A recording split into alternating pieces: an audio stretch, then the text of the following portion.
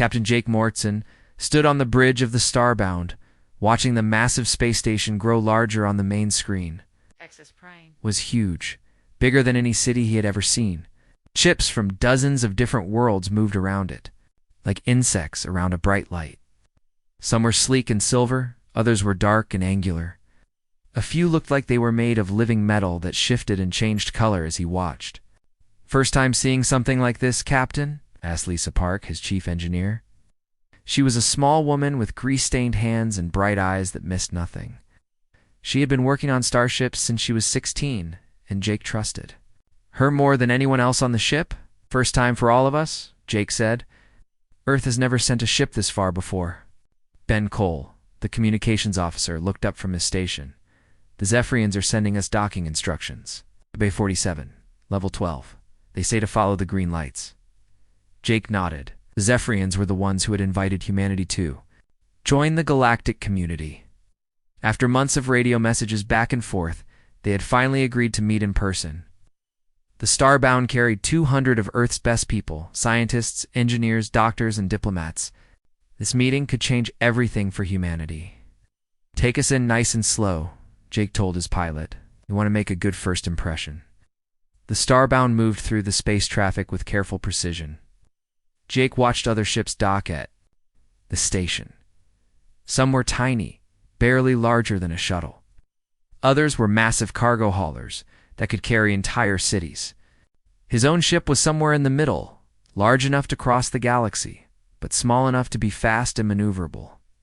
Dr. Amy Foster joined them on the bridge.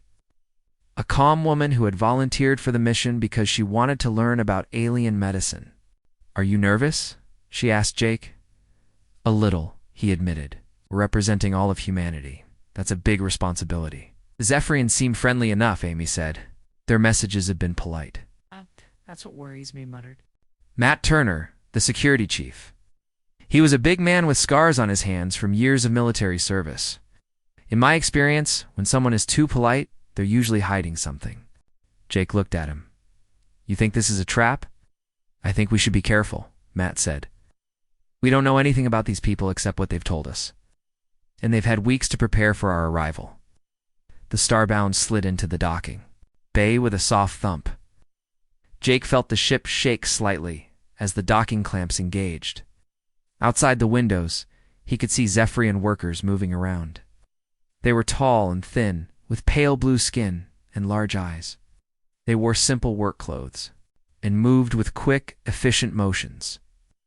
"Atmosphere checks out," reported Carl Brooks, the environmental scientist. "We can breathe their air, but I recommend keeping the environmental suits handy, just in case." "Understood," Jake said. Turned to his crew. "Remember, we're here to learn and make friends. Everyone stays professional. We want them to see the best of humanity." The airlock cycled open, and Jake stepped onto the station. The gravity was slightly lighter than Earth normal, making him feel like he could jump higher than usual. The air smelled clean but strange, with a metallic undertone that made his nose twitch. A group of Zephrians was waiting for them.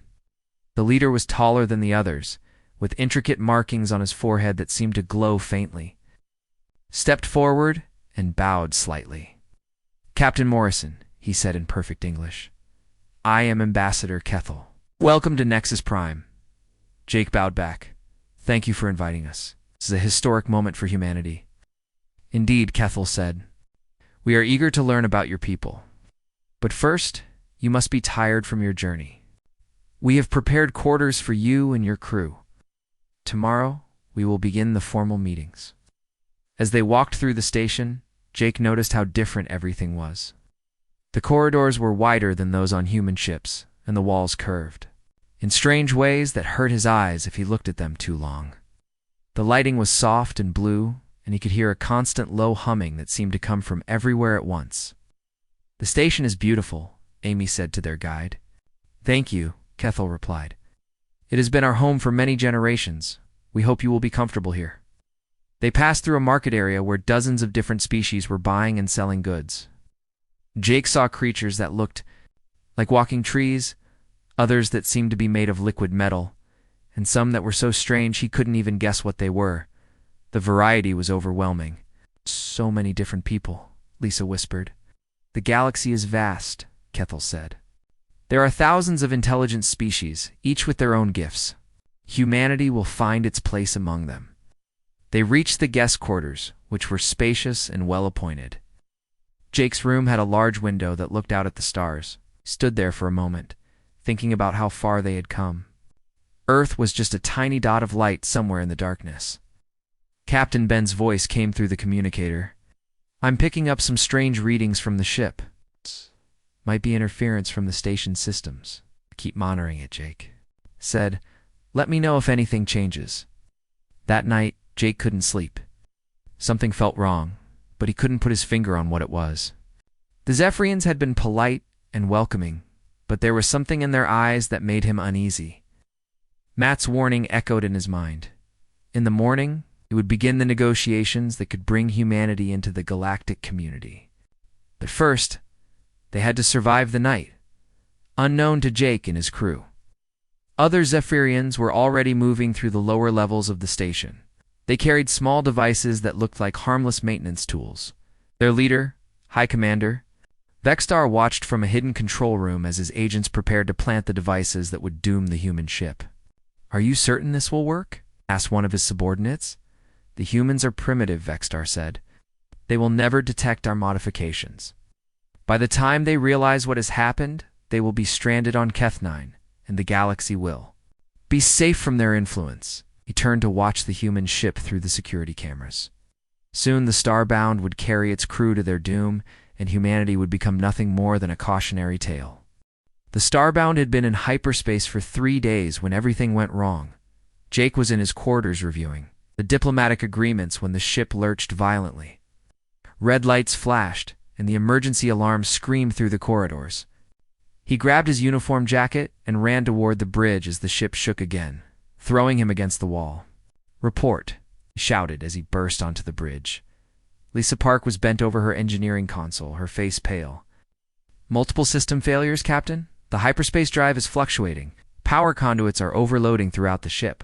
Can you stabilize it?" "I'm trying, but it's like the whole ship is fighting against itself." "These aren't random failures, they're coordinated." Ben Cole looked up from his station, fear in his eyes. "Captain, I'm detecting massive structural stress on the hull. If we don't drop out of hyperspace soon, we're going to tear apart." Jake felt his stomach drop. "Drop us out now." "I can't control the exit point," Lisa said, sweat beading on her forehead. "The navigation system is compromised. We could end up anywhere. Better anywhere than dead in hyperspace. Do it." Its ship screamed as it tore through the barrier between dimensions. Jake felt like his bones were being pulled apart and reassembled. The lights flickered and died, plunging the bridge into darkness except for the glow of emergency systems. When the shaking stopped, Jake slowly got to his feet. The bridge was a mess of sparking cables and broken equipment. "Damage report. Hull breaches on decks 7 through 12, reported Matt Turner, blood running down his face from a cut above his eye. "Emergency bulkheads are holding, but barely. Support is failing on 15 decks," added Dr. Amy Foster as she arrived on the bridge with her medical kit. "I have teams working to evacuate the affected areas." "Where are we?" Jake asked. Kate Sullivan, the navigation officer, was trying to coax information from her damaged console. "Unknown system. I'm detecting one planet within reasonable distance." "It's not good, Captain. It's desert world, thin atmosphere, no signs of civilization." Jake closed his eyes for a moment. When he opened them, his crew was looking at him, waiting for orders. These people had trusted him to lead them safely across the galaxy, and now they were stranded in unknown space with a dying ship. "Options?" "Need to land," Lisa said. "The ship won't hold together much longer. Whatever they did to us, it's getting worse. Systems are failing faster than we can repair them." The planet. Carl Brooks had been running atmospheric scans. Breathable air, but barely. High radiation levels, extreme temperature swings, frequent dust storms that could strip the skin off your bones. It's not a place humans are meant to live. "How long can we survive there? With the ship's resources? Maybe 6 months? Without them?" Carl shrugged. "Weeks."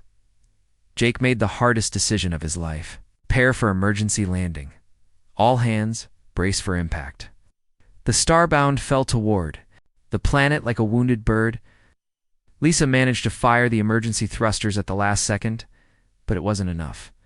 The ship hit the desert surface at tremendous speed, carving a deep furrow in the sand before finally coming to rest. Against a rocky OUTCROP, Jake woke up in the medical bay with a splitting headache.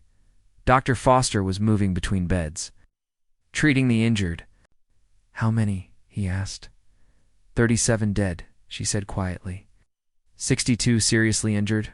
We were lucky it wasn't worse. Jake forced himself to sit up despite the pain. The ship.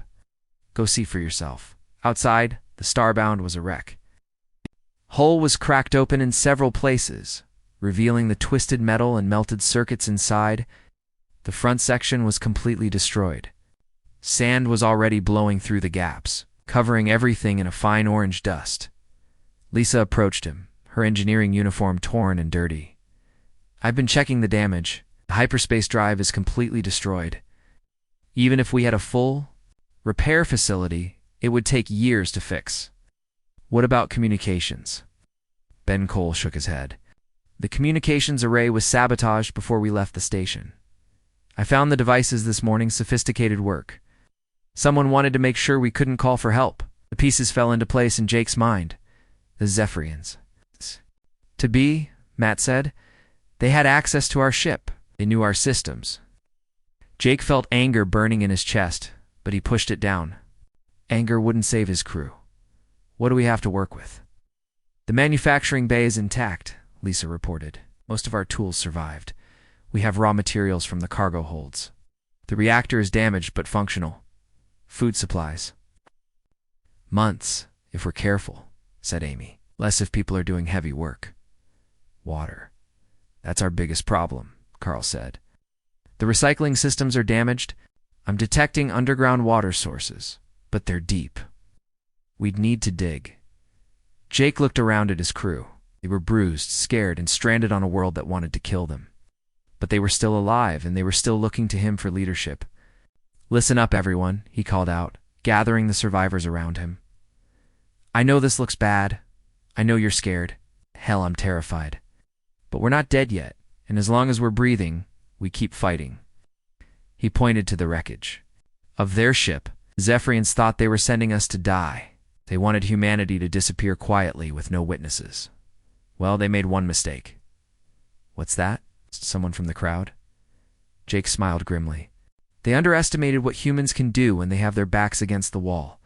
We're going to survive. We're going to get off this rock. And when we do, we're going to make sure the galaxy knows exactly what happened here." The wind picked up, blowing sand across the crash site. In the distance, Jake could see storm clouds gathering. The planet was already trying to kill them, but humans were very hard to kill.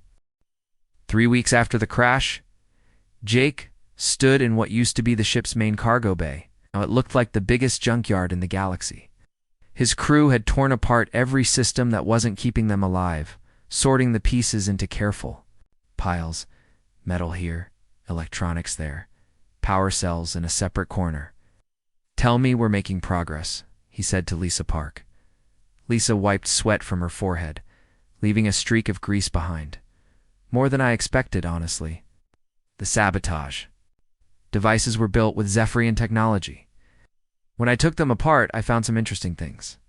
She held up a small crystal that glowed with soft blue light. "This is their version of a computer processor. It's about 100 times more. It's powerful than anything we have on Earth. And there are 12 of them scattered through the sabotage." Devices. Jake examined the crystal.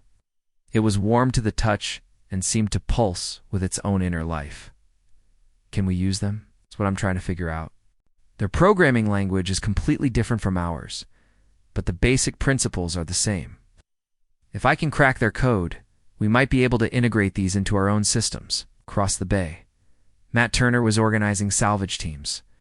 The security chief had adapted quickly to their new situation, turning his soldiers into scavengers and miners. "Captain," he called out, "you need to see what we found in the northern caves." Jake followed Matt outside into the blazing heat of Kethine's afternoon sun. The temperature was over 50 degrees Celsius, hot enough to cook a human if they stayed exposed too long. Everyone wore protective suits that Lisa had cobbled together, from ship materials and fabric from the emergency supplies. The caves were a 20-minute walk through the rocky terrain. The ground was covered with strange orange sand that seemed to shift and move even when there was no wind. Carl Brooks had warned everyone to stay on the marked paths after discovering that some areas of sand were actually pools of liquid that could swallow a person whole. Inside the caves, the temperature dropped to something almost bearable. Matt led Jake deeper into the tunnels, their helmet lights cutting through the darkness. The walls were covered with veins of some kind of mineral that sparkled like diamonds. "Look at this," Matt said, stopping at a large chamber. Jake's breath caught in his throat. The chamber walls were covered with crystals that gave off their own light. Some were as small as his thumb, others as large as his whole body. They ranged in color from deep red to brilliant white, and they all hummed with energy. "Carl says there's some kind of natural energy storage system," Matt explained. "The planet's core generates massive electrical fields, and these crystals collect and store the energy. Some of them have been charging for thousands of years." "How much power are we talking about? Enough to run our entire ship for months, maybe years?" Jake stared at the crystal formations. "The Zephrian sent us here to die, but they accidentally dropped us on top of a gold mine." Back at the ship, Dr. Amy Foster was making discoveries of her own. She had set up a makeshift laboratory in one of the intact compartments and was studying the local plant life. Most of the planet was desert, but there were patches of strange vegetation that seemed to thrive in the harsh conditions. "Captain," she said when Jake found her bent over a microscope, "you're not going to believe what I've found." Ow. She gestured to a collection of samples on her work table. The plants looked nothing like anything from Earth. Some were twisted and black, others were translucent and seemed to glow from within. Ow. "This one here," she said, pointing to a purple moss-like growth, "produces a compound that's better than any painkiller we have. This vine makes a natural antibiotic that's effective against infections our medicines can't touch. And this fungus," she held up a sample that looked like orange coral, "actually helps human cells repair radiation damage. The planet is trying to heal us? Not exactly. But evolution here has produced some amazing chemistry. If I can synthesize these compounds, I can extend our survival time significantly. Maybe even improve our health beyond normal human levels." Meanwhile, Ben Cole was working on a different kind of discovery. He had salvaged the communication equipment and set it up in a new location, away from the ship's interference. He had been scanning space for any signals, any sign that someone out there might help them. What he found was much more interesting. "Captain," he said, excitement clear in his voice, "I've been intercepting Zephrian communications. They think we're dead." They reported to their government that the human ship was destroyed in hyperspace. Jake felt anger rising in his chest again, recovering their tracks. "That's not all. I've been analyzing their communication protocols. Their encryption is good, but not perfect. I think I can break it with enough time and processing power." "Much time? Months? Maybe a year? But if I succeed, we'll be able to listen in on everything they're saying. We'll know their plans, their weaknesses, their fears." Jake looked around at his crew. They were dirty, tired, and working with salvaged equipment in impossible conditions. But they were making progress. They were adapting. They were surviving. "I want daily reports from all department heads," he announced. "Lisa, I need to know how long it will take to integrate that alien technology. Me keep working on those medical compounds. Matt, expand the mining operation. Ben, break their codes. Carl, find us more resources." "What's the goal, Captain?" asked Kate Sullivan. The navigator had been helping coordinate the salvage operations. But Jake could see she was thinking bigger. Jake smiled for the first time since the crash. "The goal is to build something the galaxy has never seen before. The Zephrians want us dead? Fine, but we're going to come back from the dead stronger than ever." He pointed to the wreckage of the Starbound. "That ship was built to explore and make friends. The next one we build is going to be different. It's going to be built by humans who know what the galaxy is really like. And when we're done, every species out there is going to know that humanity is not to be underestimated. The crew looked at him with new hope in their eyes. They had work to do. 18 months had passed since the crash, and Kethine no longer looked like a graveyard, where the starbound had once lain broken and dying. Something incredible was taking shape. The new ship rose from the desert floor like a metal mountain.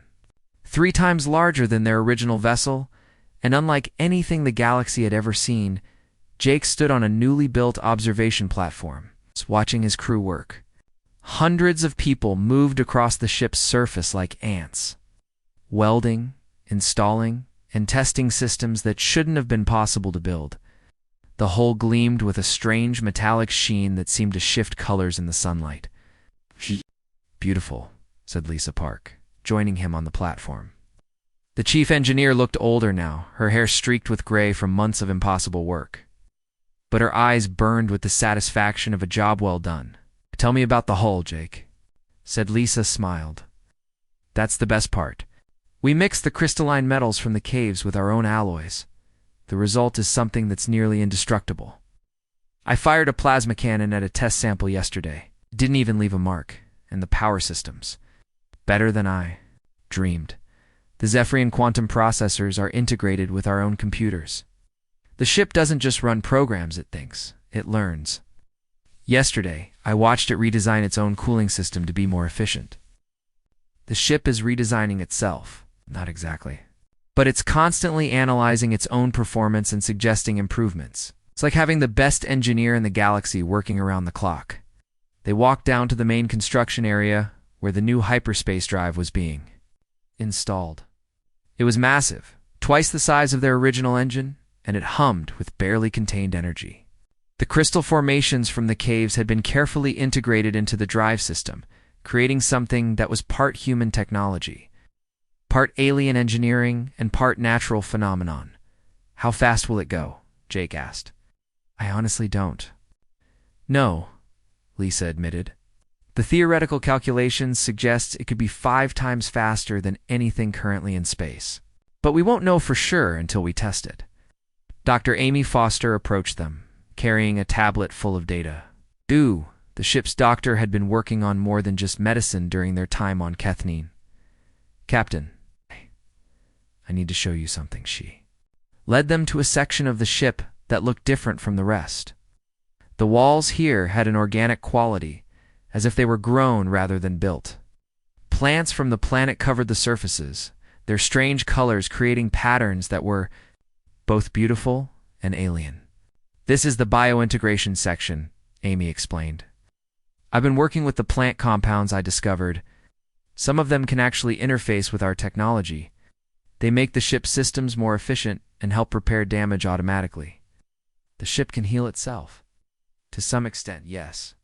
If we take damage, these biological components will work to seal breaches and reroute power.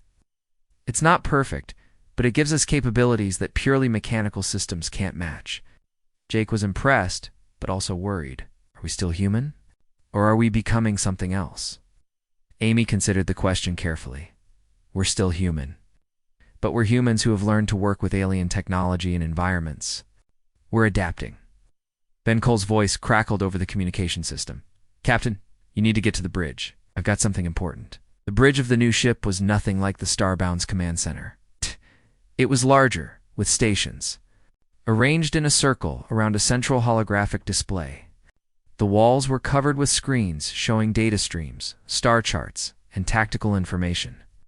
It looked like something from a science fiction movie, except it was real and it worked. "What do you have, Ben?" Jake asked. The communications officer was grinning like a child with a new toy. "I cracked their encryption. I can now intercept and decode all Zephrian military communications within a 50 light-year radius. Show me." Ben activated the main display, and suddenly the bridge was filled with alien voices speaking in translated text. Jake read the messages. With growing interest and anger, Battle Group 7 is moving to patrol the Outer Rim. High Commander Vexstar reports no signs of human activity in the target system. The Council is pleased with the success of Operation Silent Death. "What's Operation Silent Death?" Jake asked. Ben pulled up more files. It's what they called the mission to sabotage our ship. But that's not the worst part. Look at this. New. Messages appeared on the screen, and Jake felt his blood run cold. Phase 2 preparations are proceeding on schedule.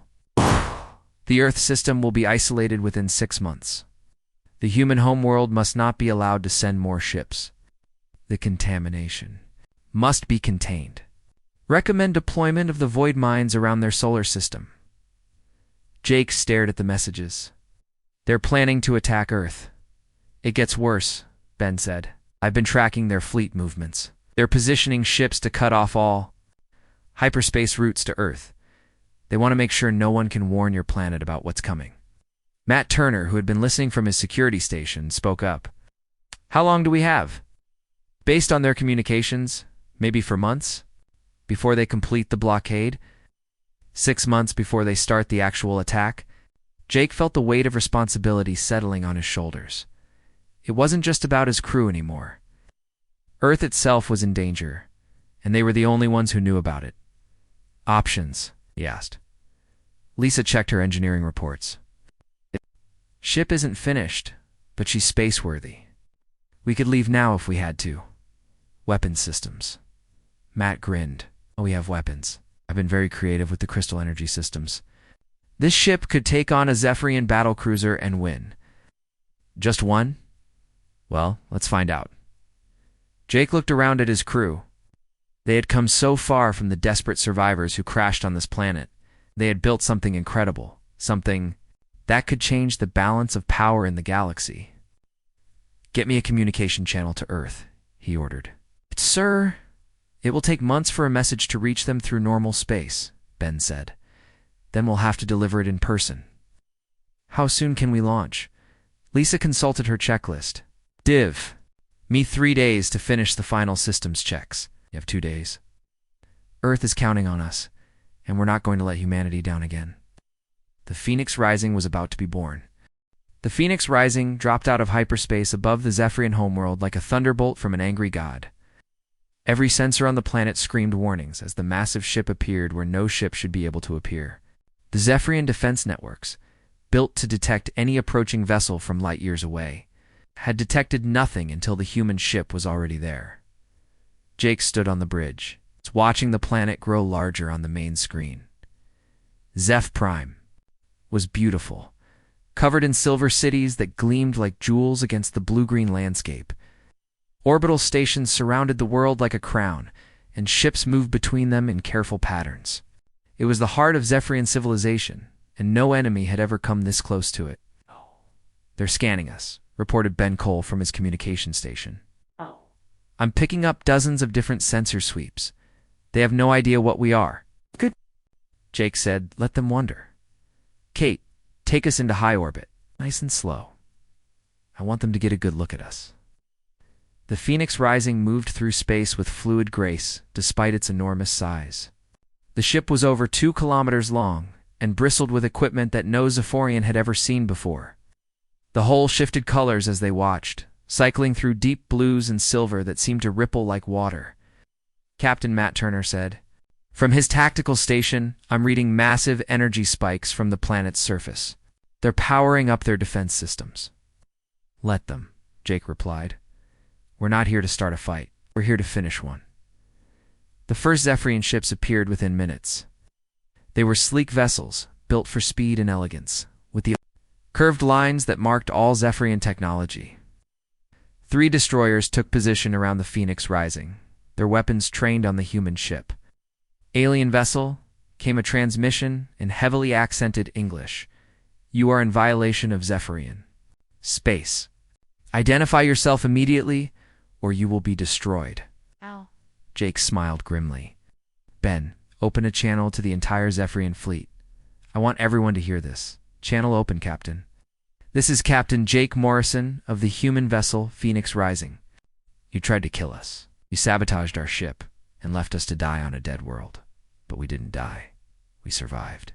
We learned. We built something better. There was silence from the Zephrian ships.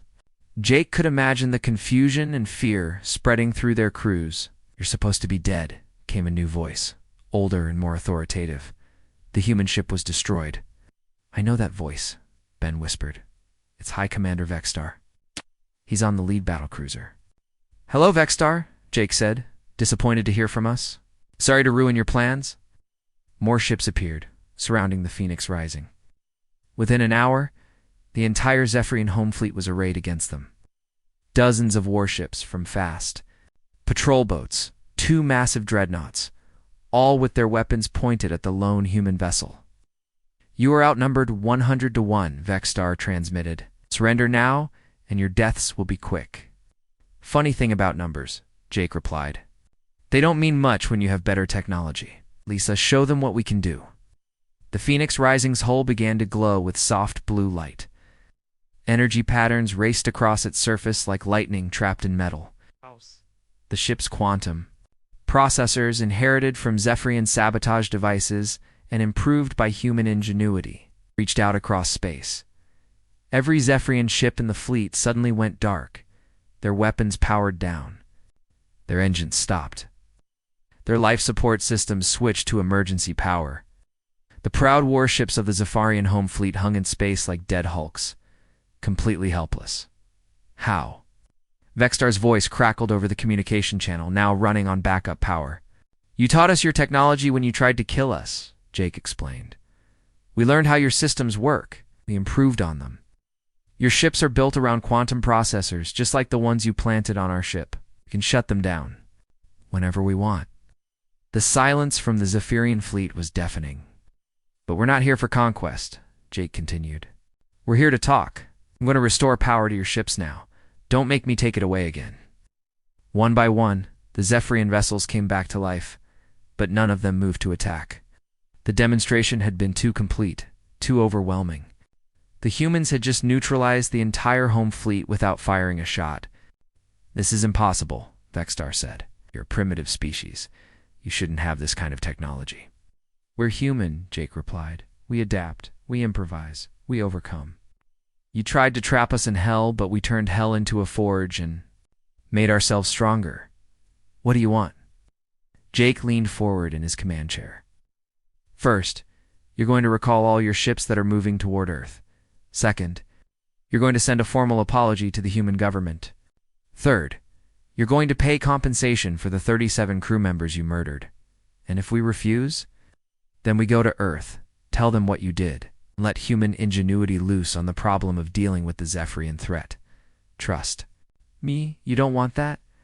Jake gestured to Ben, who activated a new display on the main screen. It showed star charts with the positions of Zephrian military units throughout the galaxy. We've been listening to your communications for months. Jake said, we know where all your ships are. We know your military codes. We know your weaknesses. Right now, you think you're the dominant power in this region of space. But technology changes everything. He stood up, his image being transmitted to every ship in the fleet. The galaxy just got a new player. Humanity is no longer a species that can be pushed around or eliminated quietly. We're survivors. We're builders. We're very, very good at making friends and enemies. The communication channel crackled with frantic Zephrian voices as commanders tried to understand what had just happened. Their perfect plan had not only failed, but had created the very threat they were trying to prevent. We'll be leaving now, Jake announced. We have to get home and warn our people about your plans, but we'll be back. Next time, we'll bring. Friends, the Phoenix Rising turned away from the planet, its hull gleaming in the light of the Zephrian sun. As it prepared to jump to hyperspace, Jake sent one final message. Oh, and Vexstar, thank you. If you hadn't tried to kill us, we never would have become this strong. Humanity owes you a debt of gratitude. The ship vanished into hyperspace, leaving the Zephrian fleet floating in shocked silence around their homeworld. Out in the space of 1 hour. The balance of power in the galaxy had shifted forever. Earth was about to learn that its children had grown up. The Phoenix Rising emerged from hyperspace at the edge of Earth's solar system like a returning hero. The massive ship had grown even larger during the journey home. Its bio-integrated systems continued to adapt and improve themselves. Jake stood on the bridge, looking at the familiar blue dot that was humanity's home, and felt emotions he couldn't quite name. Home, whispered Kate Sullivan from her navigation station. Many of the crew were crying, though they tried to hide it. They had been gone for over 2 years, and had seen things that would change humanity forever. "Ben, send a message to Earth Defense Command," Jake ordered. "Tell them the starbound crew is coming home with urgent information about an alien threat." Within hours, Earth's defense fleet surrounded them. The human warships looked small and primitive compared to the Phoenix Rising, but Jake felt proud of them anyway. It represented humanity's determination to protect itself, even when faced with the unknown. "Captain Morrison," came a transmission. "From the lead Earth ship, this is Admiral Sarah Kim. We thought you were all dead. The Zephrians reported that your ship was destroyed in hyperspace." "The reports of our death were greatly exaggerated, Admiral," Jake replied. "We need to talk. There are things about the galaxy that Earth needs to know immediately." Rising was escorted to Earth's orbital shipyards, where crowds of engineers and scientists waited to examine the impossible ship. Jake allowed small teams aboard, but kept most of the ship's secrets protected. Humanity wasn't ready for everything they had learned yet. In the briefing room at Earth Defense Headquarters, Jake faced a panel of generals, admirals, and government officials. He told them everything: the sabotage, the crash, their survival. On Kethine, and most importantly, the Zephrian plan to isolate and eventually destroy Earth. "You're telling us that this entire diplomatic mission was a trap?" asked General Robert Chen, the head of Earth's military forces. "From the beginning," Jake confirmed. "They never intended to let humanity join the galactic community. They see us as a threat that needs to be eliminated, but why?" asked Dr. Maria Santos, Earth's chief xenobiologist. "We're just one planet. What could they possibly fear from us?" Lisa Park, who had been invited to the briefing, answered. "They fear exactly what happened to us. Humans don't give up. When we're faced with impossible odds, we find a way to win. They tried to kill us quietly, and we came back stronger than ever." The room fell silent as the implications sank in. "What do you recommend?" asked Admiral Kim. "We prepare," Jake said. "We build more ships like the Phoenix Rising, develop the hybrid technology we discovered, and we make sure the galaxy knows that humanity is not to be underestimated." Over the following months, Earth transformed itself. Using the technology and knowledge brought back by the Phoenix Rising crew, human engineers began building a new generation of ships.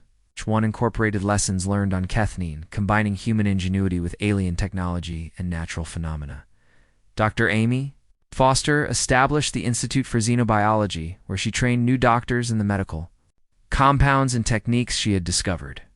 Her treatments not only healed human diseases, but enhanced human capabilities, making people stronger, faster, and more resistant to radiation and toxins. Ben Cole became the head of the new Galactic Intelligence Division, using his knowledge of alien communication systems to monitor threats throughout the galaxy. His teams intercepted messages from dozens of different species, building a picture of galactic politics that no human had ever seen before. Matt Turner trained a new generation of Space Marines, soldiers who understood that the galaxy was a dangerous place where humanity would need to fight for its survival. His training programs pushed human physical and mental capabilities to their limits and beyond, but the most important change was in how humanity saw itself. The story of the Phoenix Rising spread across Earth like wildfire. Humans learned that they had been targeted for extinction and had not only survived but triumphed. The knowledge changed everything. "We're not alone in the universe," Jake said in a speech, broadcast to the entire planet. "But we've learned that not all aliens are friendly. Some see us as a threat. Some want us dead." But they made one critical mistake. He paused, looking directly into the camera. They underestimated what humans can do when they have their backs against the wall. It gave us their technology and a reason to use it. They forged us in fire and made us stronger. The response from the galaxy was swift and varied. The Zephrians, humiliated by their failure and terrified of human capabilities, sent formal apologies and offers of alliance. Other species, seeing what humanity had accomplished, began reaching out with their own diplomatic overtures. But not all the responses were friendly. Some alien governments saw the rise of humanity as a threat to their own power. They began forming alliances against Earth, planning their own attacks. Jake stood on the bridge of the Phoenix, Rising as it patrolled the outer edges of human space. The ship was no longer alone. A dozen other vessels moved with it, each one a masterpiece of hybrid technology. The human fleet was small, but incredibly advanced. Captain Ben reported from his station, "I'm detecting unusual movement in the Andromeda sector. 3 different alien fleets are converging there. Hostile, unknown, but their communications suggest they're planning something big." Jake smiled grimly. Let them plan. Humanity was ready for whatever the galaxy could throw at them. Set course. For the fleet rendezvous point, he ordered, "It's time to remind the galaxy why they should have left us alone." The Phoenix Rising turned toward the stars, its hull gleaming with power and purpose. Behind it, Earth continued to build and prepare. Humanity had learned that the universe was a dangerous place, but they had also learned something else. They were very good at being dangerous themselves. The galaxy would never be the same. Humanity had arrived, forged by adversity into something stronger than anyone had imagined. They were no longer the primitive species that had sent out a single exploration ship. They were survivors, builders, and warriors, and they were just getting started. The Phoenix Rising disappeared into hyperspace, carrying its crew toward whatever challenges awaited them. Behind them, Earth's shipyards worked around the clock, building the fleet that would carry humanity to its destiny. Among the stars, the age of human expansion had begun.